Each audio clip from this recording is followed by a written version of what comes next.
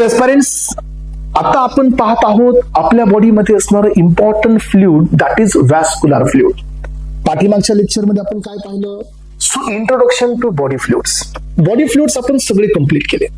Body fluids मध्ये आपण पाहिलं intracellular fluid, extracellular fluids, extra मध्ये interstitial fluid and vascular fluid. इंटरटिशियलचे पण एक्झाम्पल्स घेतले होते. आता आपण चाललेले आहोत सो व्हॅस्क्युलर फ्लुइड कडे. Vascular fluid it is a part of extra cellular fluid आणि यालाच आपण ब्लड असं म्हणतो. ब्लड मध्ये असणारा प्लाझ्मा हा लिक्विड पार्ट असतो फ्लुइड मध्ये.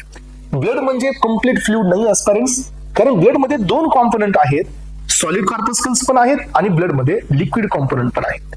तर aspirants, let me give the brief introduction की बॉडी फ्लुइड मध्ये व्हॅस्क्युलर फ्लुइड पाहण्याआधी I need to explain the body source circulation. I need to explain the blood circulation. पण तुम्हाला सर्वांना माहिती आहे की आपल्या बॉडीमध्ये ब्लडचं जे एक्सचेंज होतं किंवा ब्लड मध्ये जे एक्सचेंज होतं गॅसेसचं, हे दोन प्लेसला होतं. सो एक होतं लंग साईडला आणि दुसरं एक्सचेंज होत असतो टिश्यू साईडला. तुम्हाला सगळ्यांना माहिती आहे की हे एक सायकल आहे, ज्या सायकलमध्ये आपले जेवढे काही टिश्यूज असतात यांच्यामध्ये O2चा सो गेन केला जातो. ह्या O2चा यूज करून ग्लुकोजचं ग्लायकोलिसिस मध्ये आणि ग्लायकोलिसिस मध्ये कन्व्हर्जन होतं पायरुवेट मध्ये. तो पायरुवेट कन्वर्ट होतो ऍसिटिल कोळीमध्ये आणि ऍसिटिल कोळीचं कन्व्हर्जन होतं सो कार्बन डायऑक्साइड मध्ये with the help of TCA cycle. आणि हे सगळं होण्यासाठी तुम्हाला O2 ची गरज असते. ग्लायकोलिसिस मध्ये तुम्हाला जनरली O2 ची गरज नसते आणि ग्लायकोलिसिस ही O2 डिपेंडेंट पण असते, ही डिपेंडेंट पण नसते. डिफरन्स हा कसा आपण नोटिफाय करतो? ग्लायकोलिसिसचा जो एंड प्रोडक्ट जर पायरुवेट असेल तर हे ॲरोबिक ग्लायकोलिसिस आहे. ग्लायकोलिसिसचा एंड प्रोडक्ट जर लॅक्टेट असेल तर ही ॲनारोबिक ग्लायकोलिसिस आहे. आणि असं होऊन ॲनारोबिक आणि ॲरोबिक मधला डिफरन्स क्लिअर केला.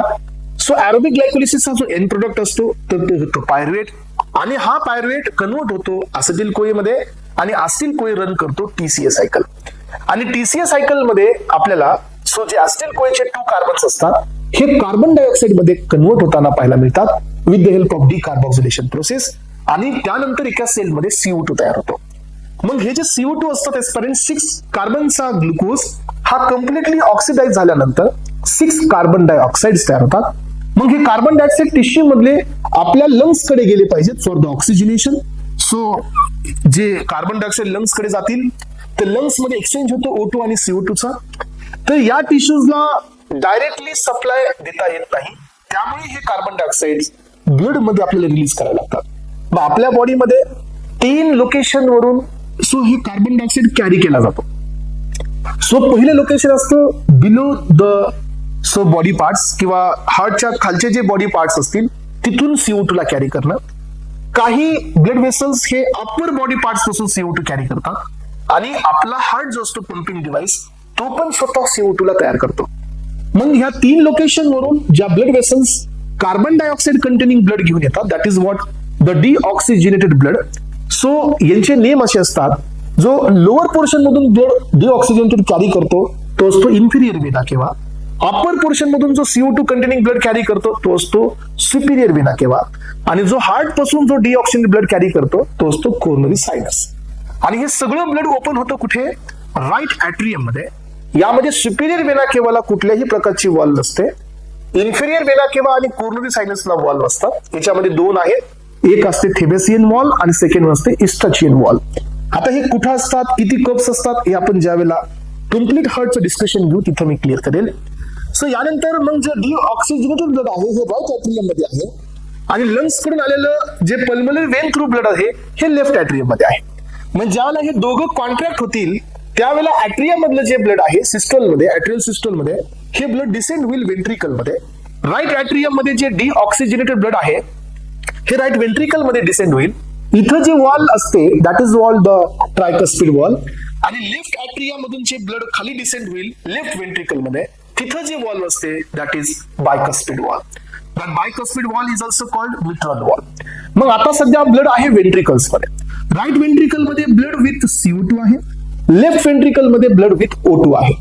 मग एस्पिरंट्स तुम्ही लक्षात घ्या, ज्याला वेंट्रिक्युलर सिस्टम होणार आहे म्हणजे वेंट्रिकल्स कॉन्ट्रॅक्ट होणार आहे त्यावेळेला राईट वेंट्रिकल मध्ये जे ब्लड आहे त्याचं ऑब्जेक्टिव्ह आहे लंग्स कडे जाणे आणि जे लेफ्ट ॲट्रियामध्ये जे ब्लड आहे ज्याच्याकडे O2 आहे त्याचा ऑब्जेक्टिव्ह आहे बॉडी पार्ट्स कडे जाणे. त्यामुळे ज्याला वेंट्रिकल्स कॉन्ट्रॅक्ट होतात त्यावेळेला राईट ऍट्रिया मधलं जे वेंट्रिकल मध्ये जे ब्लड आहे हे पल्मोनरी आर्टरी मध्ये एंटर करतं आणि हे पल्मोनरी आर्टरी इथून बायफर्गेट होते राईट पल्मोनरी आर्टरी आणि लेफ्ट पल्मोनरी आर्टरी मध्ये आणि हे ब्लड लंग्स कडे येतं ऑक्सिजनेशन साठी. सो त्यासोबतच लेफ्ट वेंट्रिकल मध्ये जे ब्लड आहे ते अवोर्टामध्ये इजेक्ट होतं आणि अवोर्टामध्ये काही इथं ब्रँचेस असतात. सो कॉमन कॅरोटिड आर्टरी असते, ब्रॅकिओसेफॅलिक आर्टरी असते जी अप्पर पोर्शनला जाते. सो हा अवोर्टा रोटेशन मध्ये डिसेंड होतो आणि हे लोअर पार्ट्स कडे जातो ज्याच्याकडे ऑक्सिजन आहे आणि याच ठिकाणी असेंडिंग अवोर्टामध्ये राईट कोरनरी आर्टरी आणि लेफ्ट कोरनरी आर्टरी असते जे हार्टला ऑक्सिजन ब्लड देते. आणि असं हे ब्लड कुठे गेलं टिश्यूकडे ज्याच्याकडे O2 आहे. मग आता टिश्यूकडे ब्लड गेल्यानंतर तिथून O2 डिफ्यूज होतो मध्ये आणि सेल कडून वापस CO2 घेतला जातो आणि हे सायकल होते रिपीट. मग एस्टॉरंट तुम्ही मला सांगा आपण जे सध्या पाहतोय त्याच्यामध्ये 2 पॉइंट इम्पॉर्टंट आहेत.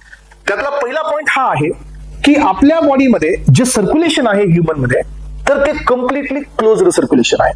So what it is closed circulation? It means aspirants की आपल्या बॉडीतले जे ब्लड सेल्स असतात हे कोणत्या सेल सोबत डायरेक्ट कॉन्टॅक्ट मध्ये नसतात. वी नो दॅट की blood vessels having 3 layers, tunica interna, tunica externa and tunica media. त्यामुळे आपलं जे ब्लड सर्क्युलेशन आहे हे क्लोज्ड ब्लड सर्क्युलेशन आहे. त्यानंतर एस्पेरेंट्स सेकंड थिंग काय पहा की जसं CO2 पासून आपण पाहतो सायकल जिथे सेल होता इथून CO2 मिळाला. हा CO2 ऑक्सिजन कडे जाण्याआधी तो आधी हार्ट मध्ये गेला, पुन्हा तो ऑक्सिजन कडे गेला, त्याने ऑक्सिजन पिकअप केलं, O2 दिला, ऑक्सिजन घेतल्यानंतर Hb+O2 चा ऑक्सिहिमोग्लोबिन कॉम्प्लेक्स तयार झाला. नंतर हे ऑक्सिजनेटेड ब्लड पल्मोनरी वेननी कुठं आलं पुन्हा वापस हार्ट मध्ये आलं, लेफ्ट ऍट्रियामध्ये, पुन्हा वेंट्रिकल मध्ये गेलं लेफ्ट आणि तिथून इजेक्ट झालं, पुन्हा गेलं सेलकडे. याचा अर्थ सेलकडे ते ब्लड वापस येण्यासाठी he has to enter twice in time into our pumping device म्हणजे हार्ट. सेलकडे वापस ते ब्लड येण्यासाठी त्या ब्लडला हार्ट मध्ये 2 टाइम्स एंटर करावं लागतं. That is why human circulation is also known as double circulatory system और it is also called double circulation. So याचा अर्थ काय की हार्ट हे सेल पासून जे ब्लड फ्लो होत आहे तो वापस सेल पर्यंत येण्यासाठी 2 times so it needs to enter into the pumping device म्हणून ही आहे डबल सर्क्युलेशन. मग हे बेस थोडासा समजून घेण्याचा प्रयत्न करा. हेच आहे हा सगळा पॉइंट जो इथं मी दिलेला आहे. ट्रान्सपरन्स बॉडी सर्क्युलेशन हे कंटिन्युअस फ्लो असतो ब्लडचा. So throughout the body facilitated by heart. तर एस्पेरेंट मला हे सांगा की हार्टचं फंक्शन काय आपल्या बॉडीमध्ये. So is it responsible for RBC production? So is it responsible for erythropoiesis, haemopoiesis? No, हार्टचे हे फंक्शन नाही आहे. हार्टचं फंक्शन होल अँड सोल एकच आहे and that is what he will act as a pumping device. याचं एकच काम आहे पंप करणं, इजेक्ट करणं. बिकॉज सो आपल्या बॉडीमध्ये जे प्रेशर एक्झर्टेड असतं ब्लड वेसल मध्ये तर ह्या पंपिंग डिव्हाइस मुळे असतं. ओके, यानंतर पाय फ्रेंड्स सो आपल्याकडे 2 प्रकारच्या सिस्टम आहेत, ओपन अँड क्लोज. याच्याबद्दलचा पण डिफरन्स तुमच्या समोर आहे. ओपन म्हणजे काय की हार्ट हे लार्ज वेसल्स मधून ओपन स्पेस मध्ये जातं. हे आपल्याकडे सर्क्युलेशन नाहीये. कॅव्हिटी मध्ये हे ब्लड एंटर करते फ्रेंड्स. सो याचे काही एक्झाम्पल्स मी तुमच्या समोर दिलेत. सो जे की ओपन सर्क्युलेटरी सिस्टम दाखवतात. आपल्या इकडे जी सिस्टम असते ही क्लोज्ड असते. क्लोज्ड आहे आणि डबल सर्क्युलेशन आहे. क्लोजचा अर्थ काय की डेफिनेट नेटवर्क आहे आपल्या बॉडीमध्ये that is called blood vessels. तिथं हे ब्लड सर्क्युलेट होतं आणि यामध्ये 2 पार्ट आहेत, सिंगल सर्क्युलेशन आणि डबल सर्क्युलेशन. तर सिंगल सर्क्युलेशन म्हणजे काय, जे एकच वेळेला ब्लड हार्ट मध्ये येतं टिश्यू पर्यंत पोहोचण्याआधी. आपल्याकडे तर 2 टाइम्स येतं. That is why we comes under the double circulation. So single सर्क्युलेशनचे एक्झाम्पल फिशेस आहेत. फिशेस मध्ये जे या ठिकाणी ऑक्सिजनेशन होत असतं हे गिल्स थ्रू होत असतं आणि सो त्यांच्यामध्ये सिंगल सर्क्युलेशन असतं. पॅरेंट्स सगळ्यांनी लक्षात ठेवा. वर्टिब्रेट्स म्हणजे काय, सो आपण ज्यांच्यामध्ये डबल सर्क्युलेशन आहेत. तर हा पॉइंट क्लिअर झाल्यानंतर पॅरेंट्स आता आपण चाललोय एका महत्वाच्या बीट कडे, तो म्हणजे what is a meaning of blood. So parents हा जो पॉइंट असतो याच्यातून बरेच क्वेश्चन्स फ्रेम होतात. बरेच हे क्वेश्चन्स तुम्हाला एक्झाम मध्ये पण येतात की ब्लड हे काय आहे. तर सर्वांना माहिती आहे की हे ब्लड सगळ्या ऑर्गन सोबत कनेक्टेड आहे. That is Y blood is also known as a connective tissue.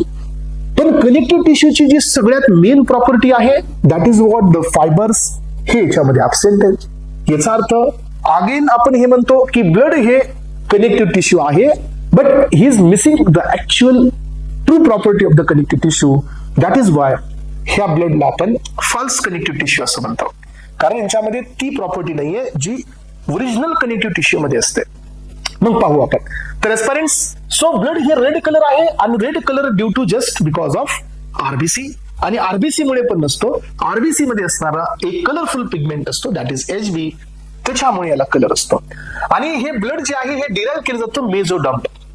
मेझोडर्म ही कुठली लेअर आहे? ज्यावेळेला एम्ब्रियोनल डेव्हलपमेंट असते एस्पिरंट्स, त्यावेळेला 3 लेअर एक्झिस्ट होतात. एक असते एक्टोडर्म, दुसरी असते एंडोडर्म, आणि दोघांच्या मधली असते मेझोडर्म. आपली ही एंटायर बॉडी या 3 लेअर पासूनच ओरिजिनेट झालेली आहे. ज्यावेळेला आपण एंडोक्राइन सिस्टम पाहू त्यावेळेला ह्या 3 लेअर पासून ओरिजिनेट होणारे सर्व ऑर्गन्स तुम्हाला मी सांगेल. सो मेझोडर्म पासून ब्लड हे ओरिजिनेटेड आहे. So blood is and the false connective tissue because so fibres are completely absent in the blood. त्यानंतर पहा, blood cells do not have the power of cell division. याचा अर्थ काय? तुम्ही म्हणाल की सर असं कसं?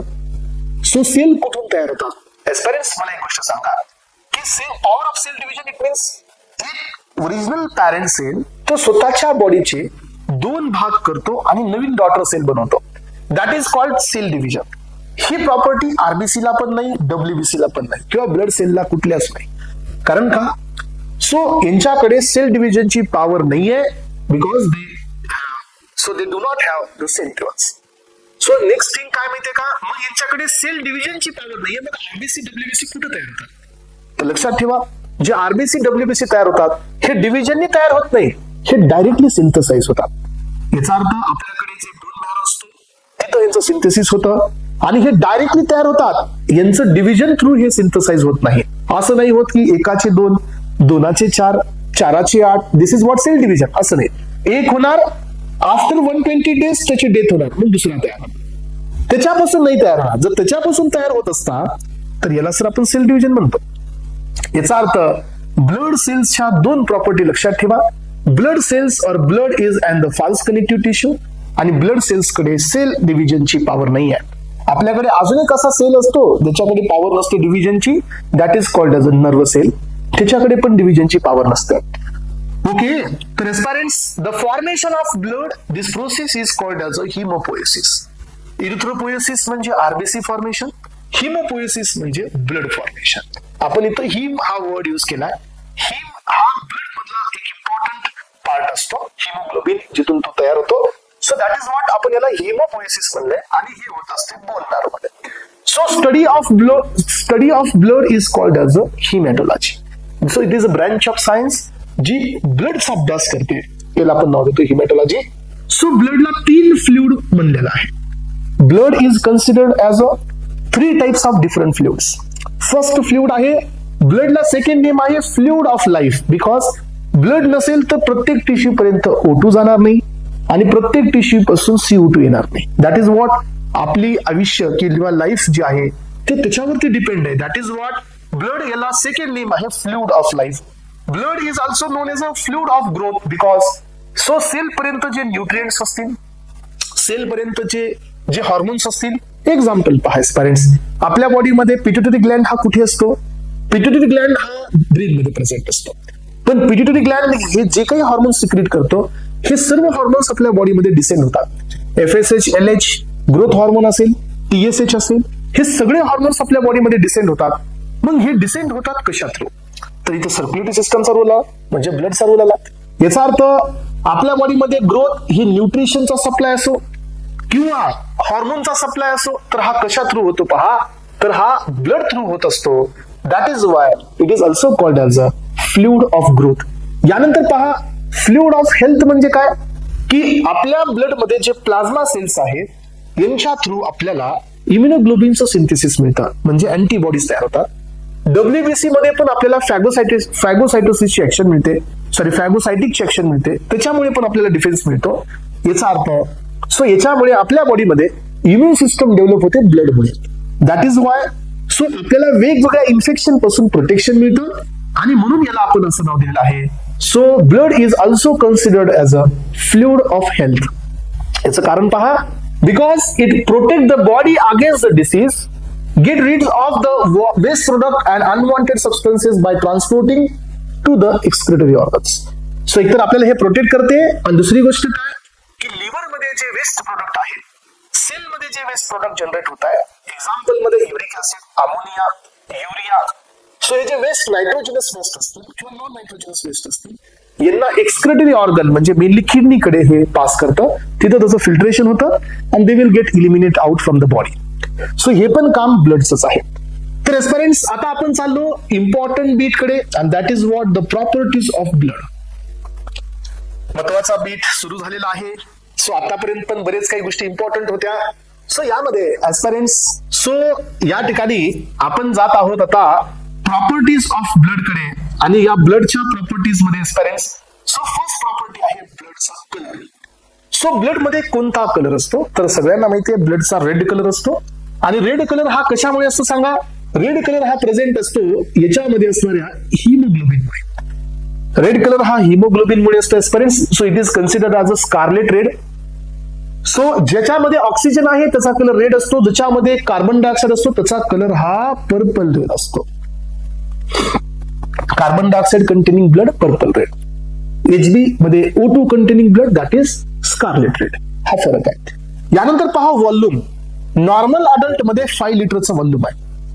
फिमेल मध्ये स्लाइटली लेस असतो, that is 4.5 litres. Newborn baby मध्ये 450 ml असतो. अलग लक्षात, ब्लडचा व्हॉल्यूम हा व्हॅरी होतो. So in male gender and female gender वेगवेगळा व्हॉल्यूम आहे. सो आपण सांगत असताना सांगतो बघा की माझं एवढं ब्लड पॉइंट मध्ये आहे, तर आपण म्हणतो 10 पॉइंट्स आहे, 12 पॉइंट्स आहे. तर एस्पिरंट्स हे ब्लड नाही आहे, दॅट इज व्हॉट HB जे तुम्ही कॅल्क्युलेट करता. सो HB ची रेंज तेवढी असते. ब्लड हे 5 लिटर आहे मेल मध्ये, 4.5 लिटर आहे फिमेल मध्ये, आणि न्यूबॉर्न बेबी मध्ये 450 लिटर आहे. यानंतर पहा एस्पिरंट्स, सो ब्लडचं जे वेट आहे आपल्या बॉडीमध्ये, if you consider the 70 kg person, तर 8% वेट हे ब्लडचं आहे. म्हणजे 70 kgच्या पर्सनचं तुम्ही जर त्याला 100% कन्सिडर केलं, त्यातलं 8% हे ब्लडचं वेट आहे. यानंतर ब्लडचा जो pH असतो, इट इज स्लाइटली अल्कलाइन. लक्षात ठेवा, स्लाइटली अल्कलाइन का? कारण सो आपल्या बॉडीमध्ये आरबीसी मध्ये असतं HB, तर हे बफरचं काम करतं, आणि pH हा रेजिस्ट करतो. सो जो की ऍसिडिक कडे होऊ देत नाही आणि जास्त बेसिक कडे पण जाऊ देत नाही. सो याचा pH असतो 7.4. हा आपला फिजिओलॉजिकल pH असतो. स्पेसिफिक ग्रॅव्हिटी किती असते? 1.0522. So 1.06 specific gravity of blood cells आपण पाहिली, हे टोटल ब्लडची आहे, हे इंडिव्हिज्युअल ब्लड सेलची आहे. या ठिकाणी मला वाटतं स्पेसिफिक ग्रॅव्हिटी. सो तुम्ही टोटल ब्लडची जरी लक्षात ठेवली तरी इनफ आहे. यानंतर पहा पेरेंट्स, ब्लड हे 5 टाइम्स मोर विस्कस आहे than the water, because it contain solid corpuscles, it contain plasma, आणि प्लाझ्मा मध्ये काय प्रेझेंट आहे सांगा? प्लाझ्मा मध्ये प्रेझेंट आहे सो प्रोटीन्स. त्यामुळे ब्लड हे 5 times more viscous than the water, कारण याच्यामध्ये ब्लड सेल्स आणि प्लाझ्मा प्रोटीन्स प्रेझेंट आहेत. यानंतर आता याच्या पुढचा पॉइंट जो की अजून जास्त महत्वाचा आहे, आणि तो म्हणजे काय की ब्लडचे कॉम्पोनंट्स, ब्लडचं कॉम्पोजिशन. तर पेरेंट्स लक्षात घ्या की हे जे पॉइंट्स मी तुम्हाला देत आहे, so it will be the more accurate, आणि हे तुमचे डायरेक्ट एक्झाम मध्ये हायलाइट होणारे पॉइंट्स आहेत. त्यामुळे याच्यातील कुठलाही बीट तुम्हाला मिसमॅच करायचा नाहीये. सो ब्लडचं कॉम्पोजिशन म्हणजे काय की ब्लड हे कम्प्लिटली लिक्विड आहे का? नाही, ब्लड हे कम्प्लिटली लिक्विड नाही आहे. ब्लड मध्ये लिक्विड कॉम्पोनंट्स बी आहेत, ब्लड मध्ये सॉलिड कॉम्पोनंट्स बी आहेत. सो ब्लड मध्ये जे लिक्विड कॉम्पोनंट्स आहेत एस्पिरंट्स, सो तो असतो प्लाझ्मा. ब्लड मध्ये जे सॉलिड कॉम्पोनंट्स असतात, so this is called that are called is a matrix. मग आता आपण पाहू की यांचा डिफरन्स किती आहे. सो यामध्ये मॅट्रिक्स पार्ट जो असतो तो 45% असतो, आणि प्लाझ्मा जो असतो तो 55% असतो. एस्पिरंट्स हे पर्सेंटेज इथं नाही आहे, बट तुम्ही ऍड करू शकता. काही जणांना पुन्हा डाऊट येतो इथं की सर जर प्लाझ्मा 55% आहे, then how you can say की वॉटर हे 93% आहे? येस और नो? हा क्वेश्चन येतो की नाही आपल्याला? सो हा क्वेश्चन जर तुम्हाला येत असेल तर एस्पिरंट कॅल्क्युलेशन मध्ये थोडंसं तुम्हाला लक्ष द्यावं लागेल की आपण ह्या 55% प्लाझ्माला जर 100% कन्सिडर करत असाल तर त्याच्यातून 92 to 93% वॉटर आहे. त्यामुळे मी थोडंसं हायलाइट करून दिलं की कन्फ्युज होऊ नये आणि हे कन्फ्युजन पुढे कंटिन्यू मध्ये येऊ नये. सो आपल्याकडे टोटल ब्लड 100% आहे. आता आपण सगळं ब्लड पाहिलं व्हॅस्क्युलर मध्ये. If we consider this blood 100%, त्याच्यामधला 45% सॉलिड आहे आणि 55% लिक्विड आहे. लिक्विड विच मीन्स प्लाझ्मा आहे. मग आता सॉलिड मध्ये आपल्याकडे 3 कॉम्पोनंट्स आहेत मेनली. त्यातला एक आहे RBC, that is red blood cells. Second one आहे WBC, that is white blood cells. आणि थर्ड वन आहे प्लेटलेट्स, यांना आपण नाव देतो thrombocytes. So red blood cells याला आपण इरिथ्रोसाइट्स म्हणू शकतो, डब्ल्यूबीसी ला आपण ल्युकोसाइट्स म्हणतो आणि प्लेटलेट्सला आपण थ्रोम्बोसाइट्स म्हणतो. तर ऍस्पिरंट्स हे सगळे इम्पॉर्टंट बीट्स आहेत. येणाऱ्या सिक्वेन्स मध्ये या प्रत्येक बीट बद्दल आपण डिस्कस करणार आहोत. आरबीसीच्या प्रॉपर्टीज, त्याचे असणारे सगळे types in the sense parameters, then डब्ल्यूबीसीच्या प्रॉपर्टीज, त्याचे असणारे सगळे टाइप्स आणि प्लेटलेटच्या पण प्रॉपर्टीज. जसं मी आरबीसीच्या मध्ये जाईल ऍस्पिरंट्स, इथं मी तुम्हाला 2 पॉइंट ऍड करून देईल. त्यातला पहिला असेल आरबीसीच्या नंतर, तो म्हणजे अॅनिमिया, आणि दुसरा असेल याच्यामध्ये ब्लड ग्रुपिंग महत्वाचा. डब्ल्यूबीसी मध्ये ज्यावेळेला मी जाईल त्यावेळेला ग्रॅन्युलोसाइटोसिस आणि ग्रॅन्युलोसाइटोसिस, त्याच्यानंतर तुम्हाला लिम्फोसाइट्स, बी लिम्फोसाइट, टी लिम्फोसाइट्स हे सगळं याच्यामध्ये मिळेल. आणि ज्यावेळेला मी प्लेटलेट्सला ओपन करेल ऍस्पिरंट्स, त्यावेळेला मी तुम्हाला इथं ब्लड कोऑग्युलेशन देईन. सो एव्हरीवन नो दॅट की कोऑग्युलेशन हे कॅस्केड मेकॅनिझम आहे. In our body, there are 13 factors work together to form a clot. आणि ऍस्पिरंट्स क्लॉट फॉर्म होण्याआधी प्लग फॉर्म होत असतं, and that is what platelet aggregation.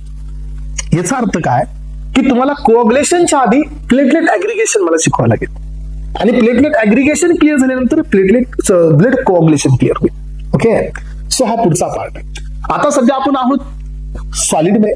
सॉलिडचं composition किती आहे? 45%. प्लाझ्माचं कंपोजिशन किती आहे? 55. हे 45 ते 55. प्लाझ्मा मध्ये पण 3 कॉम्पोनंट आहे. आता तुम्ही म्हणाल की सर इथं बी सॉलिड कशामुळे आला? बेटा, कधी प्लाझ्मा प्रोटीन्स पाहिलेत? सो प्लाझ्मा प्रोटीन्स हे प्लाझ्मा मध्ये डिझॉल्व असतात म्हणून आपण त्याला लिक्विड कन्सिडर करतो. प्लाझ्माचा जो कलर असतो तो स्ट्रॉ कलर असतो, आणि हा कलर फक्त प्रोटीनमुळे असतो. Whenever you will take the plasma and you will add some organic solvent, तर इमिडिएटली काय होतं की प्लाझ्मा हे त्याच्यामध्ये असलेल्या प्रोटीनला प्रेसिपिटेट करतो. It is just like a milk. तुम्ही जर मिल्क घेतलं तर तुम्ही सगळेजण म्हणता की इट इज अ लिक्विड. तुम्ही मिल्क घ्या, त्याला सीव मध्ये पास करा, you will not get single type of solid. पण त्याच मिल्क मध्ये तुम्ही सायट्रिक ऍसिड टाका, म्हणजे लिंबू टाका, तर तुम्हाला लक्षात येतं की you will get the separation. So protein वेगळे होतील आणि वॉटर वेगळं होईल. याचा अर्थ मिल्क मध्ये सॉलिड आहे ना? आहे. पण मिल्क मध्ये जे सॉलिड आहे ते डिझॉल्व स्टेट मध्ये आहे. जे केसिन प्रोटीन आहे तो डिझॉल्व स्टेट मध्ये. सो तसंच आपल्या प्लाझ्मा मध्ये पण सॉलिड आहे. हे प्रोटीन्स असतात पण ते डिझॉल्व आहे. ज्याला आपण याला प्रेसिपिटेट करू त्यावेळेला ते सॉलिड मध्ये येतात. मग हे किती पर्सेंट आहे? तर 7 to 8% आहे. 7 to 8% सॉलिड आहे. मग रिमेनिंग जेवढं आहे ते वॉटर आहे, 92 to 93%. आणि यानंतर ऍस्पिरंट्स हे डिझॉल्व गॅसेस बी असतात मायनर कॉन्सन्ट्रेशन मध्ये, O2, CO2 आणि नायट्रोजन बी असू शकतो. सो हे आपण इथं पॉइंट कव्हर केले. मग ऍस्पिरंट्स याच्यानंतर पहा की जो तुमचा हा सॉलिड वाला पार्ट असतो ना, याच्यामध्ये तुम्हाला 2 कॉम्पोनंट पाहायला मिळतात सॉलिड मध्ये. सो याच्यामध्ये एक आहे ऑर्गॅनिक सबस्टन्सेस आणि दुसरा असतो इनऑर्गॅनिक सबस्टन्सेस. सॉलिड मध्ये चाललोय आपण थोडस डीप. आता सॉलिड मध्ये 2 कॉम्पोनंट आहेत, ऑर्गॅनिक सबस्टन्सेस आणि दुसरा आहे इनऑर्गॅनिक सबस्टन्सेस. इनऑर्गॅनिक मध्ये sodium, calcium, chloride, phosphate, iodide, iron, copper हे सगळे इनऑर्गॅनिक सबस्टन्सेस सॉलिड मध्ये आहेत, जे की डिझॉल्व स्टेट मध्ये असतात प्लाझ्मा मध्ये इनिशियली. यानंतर आहे आपल्याकडे ऑर्गॅनिक सबस्टन्सेस. मग आता ऑर्गॅनिक सबस्टन्सेस मध्ये सगळ्यात मेन कोण आहे? Plasma proteins. आपल्याकडे बायोफार्मास्युटिक्स मध्ये हा क्लास तुम्हाला झालेला असतो प्लाझ्मा प्रोटीन्सचा. यामध्ये किती टाईपचे प्लाझ्मा प्रोटीन्स आहेत? सगळ्यात महत्वाचं असतं human serum albumin, that is called albumin. So second one आहे ग्लोब्युलिन, त्यानंतर आहे लिपोप्रोटीन, त्यानंतर आहे अल्फा 1 ऍसिड ग्लायकोप्रोटीन. यामध्ये मोस्ट अबंडंट कोण असतो? तर अल्बुमिन असतो, ज्याचं पर्सेंटेज सगळ्यात जास्त आहे. सगळ्यात जास्त ड्रग्स कोणत्या प्रोटीन्सला बाइंड होतात? तर तो अल्बुमिन असतो, कारण ऍसिडिक आणि बेसिक दोन्ही ड्रग्स बाइंड होतात. सो लिपोप्रोटीन सोबत लिपिडिक होतात, अल्फा 1 ऍसिड ग्लायकोप्रोटीन सोबत बेसिक होतात. असा यांचा पार्ट आहे जो तुम्हाला माहित आहे. यानंतर पहा, या प्लाझ्मा मध्ये अमायनो ऍसिड्स बी असतात, इसेन्शियल आणि नॉन इसेन्शियल अमायनो ऍसिड्स बी असतात. प्लाझ्मा मध्ये 2 कॉम्पोनंट दिले मी, त्यातील एक होता ऑर्गॅनिक आणि दुसरा होता इनऑर्गॅनिक. इनऑर्गॅनिक सबस्टन्सेस तिथे एक्सप्लेन झाले आणि ऑर्गॅनिक सबस्टन्सेसला मी दुसऱ्या चार्टमध्ये दिले. सो सेकंड चार्टमध्ये काय सांगतो आपण की अमायनो ऍसिड्स आहेत, प्रोटीन्स आहेत, इसेन्शियल बी आहेत, नॉन इसेन्शियल बी आहेत, कार्बोहायड्रेट मध्ये महत्वाचं ग्लुकोज आहे, फॅट मध्ये टीजीए कोलेस्ट्रॉल आहे, फॉस्फोलिपिड आहे आणि एन्झाईम मध्ये अमायलेज कार्बोनिक अनहायड्रेट्स. हा, so this is an very important enzyme as per carbonic anhydrates, कारण याच्यामुळेच आपल्या आरबीसी मध्ये क्लोराईड शिफ्ट होते. That is called Haldane effect, Hamburger effect तुम्ही ऐकले असतील. हाच जो कार्बोनिक अनहायड्रेट्स असतो तो किडनीमध्ये असतो रिअब्झॉर्प्शन साठी आणि हाच कार्बोनिक अनहायड्रेट्स आईज मध्ये पण असतो ऍक्वस प्रोडक्शन साठी. याचे खूप सारे रोल्स आहेत. ऍसिड फॉस्फेटेज आहे, अल्कलाइन फॉस्फेटेज आहे, लायपेज बी आहे, इस्टरेज बी आहे, हे एन्झाईम्स याच्यामध्ये आहेत. हॉर्मोन्स बी असतात आपल्या प्लाझ्मामध्ये. नॉन प्रोटीन नायट्रोजिनस म्हणजे हे नायट्रोजिनस आहेत पण प्रोटीन नाही आहेत. अमोनिया, क्रियाटिन, क्रियाटिनिन, झांथीन, हायपोझांथीन, युरिया आणि युरिक ऍसिड. यामध्ये युरिया, युरिक ऍसिड, हायपोझांथीन, झांथीन आणि अमोनिया हे नायट्रोजिनस असतात बघा. सॉरी, हे सगळेच नायट्रोजिनस आहेत पण हे नॉन प्रोटीन असतात. ओके, चला तर एस्परेंट्स पुढे येतोय आता नेक्स्ट पॉइंट कडे. आरबीसी आपण प्लाझ्माचं क्लासिफिकेशन पाहिलं. आरबीसीचं काही क्लासिफिकेशन नाहीये. आरबीसी मध्ये काय आहे, आरबीसी मध्ये फक्त एचबी आहे, त्यामुळे आरबीसी ला काही सेपरेटली क्लासिफाय केलं जात नाही. पण आरबीसी रिलेटेड प्रॉब्लेम म्हणजे अॅनिमिया, याचं खूप मोठं क्लासिफिकेशन आहे ज्याचं तुम्हाला लेक्चर पुढे येईल. सो जे तुम्हाला क्लिअर करायचंय लक्षात घ्या एस्परेंट्स, आरबीसीचं क्लासिफिकेशन नाही आहे पण डब्ल्यूबीसीचं क्लासिफिकेशन आहे. डब्ल्यूबीसी म्हणजे white blood cells, it is also known as leukocytes. याचे दोन क्लास आहेत एस्परेंट्स. एक आहे ग्रॅन्युलोसाइटोसिस. व्हॉट इट इज, जर एखाद्या सेलच्या सायटोप्लाझम मध्ये डॉट डॉट्स असतील तर दॅट इज कॉल्ड ग्रॅन्युल्स आणि त्या सेल्सला नाव द्यायचं ग्रॅन्युलोसाइट्स. याचे तीन एक्झाम्पल न्यूट्रोफिल्स, इसिनोफिल्स आणि basophils. Eosinophils are also called acidophils. Aspirants यांचं क्लासिफिकेशन कोणत्या बेसिसवर आहे माहितीये का? सो ज्यांना स्टेनिंग ज्या डायनी झाली त्या बेसिसवर त्यांना क्लासिफाय केलेलं. ऍसिडोफिल्स हे ऍसिडिक डायनी स्टेन होतात, बेसोफिल्स हे बेसिक डायनी स्टेन होतात आणि न्यूट्रोफिल्स हे न्यूट्रल डायनी स्टेन होतात. याचा अर्थ या बेसिसवर त्यांना क्लासिफाय केलंय. अग्रॅन्युलोसाइटोसिस मध्ये दोन लिम्फोसाइट्स आणि मोनोसाइट्स. लिम्फोसाइट्स मध्ये दोन बी आणि टी लिम्फोसाइट्स. तर parents whenever we will start up with the WBC, so त्यावेळेला हा पोर्शन खूप डीप जाईल. सो कुठे कोण मॅच्युअर्ड होतं, थायमस ग्लॅन्ड, थायमोसिन, लिम्फोसाइट, बी वाला, टी वाला सगळाच. यानंतर पहा आपल्याकडे एक व्हॅल्यू असते, that value is called haematocrit value. हे पण कधी कधी एक्झामला येते. तर एस्पेरेंट जर समजा तुम्ही एक टेस्ट ट्यूब मध्ये तुम्ही ब्लड घेतलाय, त्या ब्लडचा व्हॉल्यूम तुम्ही कॅल्क्युलेट केलाय आणि त्या व्हॉल्यूम मध्ये समजा व्हॉल्यूम आहे 10 ml, तर या 10 ml मध्ये समजा 6.5 ml हा फक्त आरबीसीचा व्हॉल्यूम आहे आणि तो आरबीसीचा व्हॉल्यूम चा रेशिओ आणि टोटल ब्लड व्हॉल्यूमचा रेशिओ याला नाव द्यायचं haematocrit value. Haematocrit value indicate the percentage of RBC volume is to the total blood volume. बस एवढं माहित असायला पाहिजे. हे लक्षात घ्या. The blood collected in the tube along with the suitable anticoagulant. हा अँटीकोअगुलंट ऍड करावं लागेल कारण क्लॉट होऊ दे, कारण तुम्ही टेस्ट ट्यूब मध्ये घेताय आणि सगळे सेल्स सेटल डाऊन होऊ द्या. सेटल डाऊन झाल्यानंतर तुम्हाला काय करायचं, volume of red blood cells तुम्हाला एक्सप्रेस करायचं इन पर्सेंटेज. कशाच्या कम्पॅरेटिव्हली, टोटल ब्लड व्हॉल्यूमच्या. and that is what hematocrit value, or it is also called as a packed cell volume. या व्हॉल्यूमला पॅक्ड सेल व्हॉल्यूम पण म्हणता येतं. आजपर्यंत तुम्हाला माहितीये का की रेशो किती असतो पहा, एक डब्ल्यूबीसी असेल तर त्याच्या रेशिओमध्ये 500 आरबीसी असतात. Even the production of RBC WBC is more, कारण का आरबीसीचा लाईफ स्पॅन हा 120 डेज असतो. अलग लक्षात, डब्ल्यूबीसीचा लाईफ स्पॅन हा हार्डली 6 to 7 डेज असतो. हा असतो फरक. म्हणून डब्ल्यूबीसी कमी असतात बॉडीमध्ये आरबीसी पेक्षा. यानंतर पहा पुढे येतोय मी आता. नेक्स्ट पॉइंट आहे प्लाझ्मा. तर एस्पेरेंट्स प्लाझ्मा हा स्ट्रॉ कलर्ड लिक्विड आहे. So content 91 to 93% water and 8 to 9 किंवा 7 to 8% ऑफ सॉलिड. मग प्लाझ्मा मध्ये आणि एस्पेरेंट सेरम मध्ये काय फरक आहे? आतापर्यंत आपण हे ऐकत आलो, कधी कधी आपण प्लाझ्मालाच सेरम म्हणलेलं आहे. Yes. So what is the actual difference in between plasma and serum? Aspirants, so plasma आणि सेरम मध्ये एकच मायनर डिफरन्स असतो आणि तो काय असतो माहितीये की सेरम म्हणल्यानंतर तुम्हाला सांगायचंय serum equals to plasma minus fibrinogen. याचा अर्थ काय? क्लॉटिंग फॅक्टर जर तुम्ही प्लाझ्मा मधून रिमूव्ह केले तर जो रिमेनिंग प्लाझ्मा असतो त्याला आपण सेरम म्हणू शकतो. That is the only difference जो एक्झाम मध्ये येऊ शकतो. लक्षात घ्या, सेरम पण एक स्ट्रॉ कलर्ड लिक्विड आहे, फक्त याच्यामध्ये क्लॉटिंग फॅक्टर नाही आहे. येस, क्लॉटिंग फॅक्टर याच्यामध्ये फायब्रोनोजन मेनली दिलाय, तो मिसिंग असतो. म्हणून इथं फॉर्म्युला आपण टाकला मी, plasma minus fibrinogen, that is called serum. मग ऍस्पिरंट्स आता आपण पुढे जातोय ब्लडचे फंक्शन्स कडे. ब्लडचे काही फंक्शन्स आहेत, भरपूर सारे आहेत. सो ऍस्पिरंट्स जे आरबीसीचे फंक्शन आहेत ते ब्लडचे आहेत का? हा. पण सगळेच फंक्शन जे ब्लडचे आहेत ते आरबीसीला आहेत का? ना. ते सगळे आरबीसीचे फंक्शन ब्लडला आहेत. कारण का? RBC it is a part of blood. Yes, blood कडे आरबीसीचे फंक्शन बी आहेत, डब्ल्यूबीसीचे बी आहेत आणि प्लेटलेटचे बी आहेत, प्लाझ्माचे बी आहेत. पण आरबीसी कडे फंक्शन फक्त आरबीसीचे, डब्ल्यूबीसी कडे फंक्शन फक्त डब्ल्यूबीसीचे आणि प्लेटलेट्स कडे पण फंक्शन फक्त प्लेटलेटचे. समजून घ्या. यानंतर पहा, सो न्यूट्रिटिव्ह फंक्शन आहे, याचा अर्थ glucose, amino acid, lipids, vitamins हे कॅरीड आउट केले जातात आपल्या ब्लड मधून वेगवेगळ्या बॉडी पार्ट्स कडे, त्यामुळे याला न्यूट्रिटिव्ह फंक्शन आहे.